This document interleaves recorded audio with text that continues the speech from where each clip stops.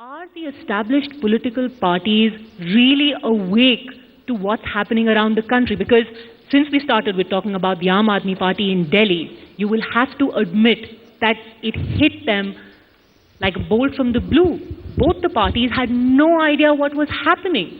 They were caught completely unawares. Are the Congress and BJP really aware of what people in this country are thinking now? First of all, you asked me about the Aam Aadmi phenomenon, and I've been honest about it.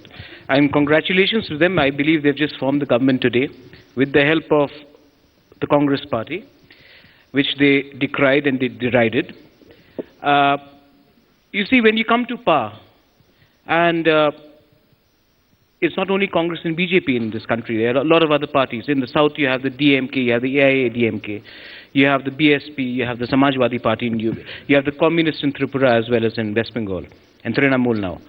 When you come to power, you come on a few promises and on bringing about change. Aam Aadmi Party has come on primarily three issues. Corruption. Every political party in this country says openly that they would fight corruption, including BSP, Samajwadi Party. Aam Aadmi Party came in on local issues such as 700 liters of drinking water, power tariff, right? Now we will see how they bring about change, because it is one thing to say it when you're in the opposition and when you're trying to be Robin Hood.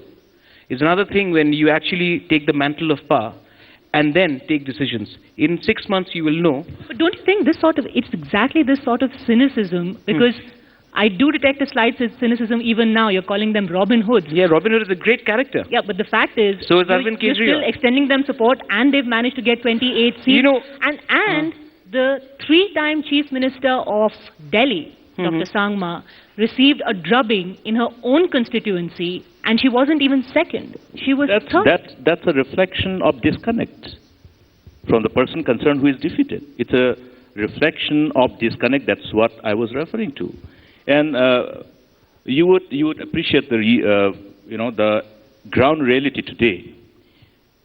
It's a question of how we connect to the people, how we enlighten the people, and how people are actually capable of being receptive to what we actually mean, whether people are gullible or not. Those are important things. Now, if somebody is saying that, okay, I will do these promises, it is incumbent upon the people who are in power to undo it and enlighten the people. Look, it is not possible at all. I think there has been quite an amount of complacency from the people who are in power, and that is again like reflected by the kind of the margin with which they have been defeated, and from the kind of the versions which were being shared even during the time of campaigning by the persons concerned who are defeated.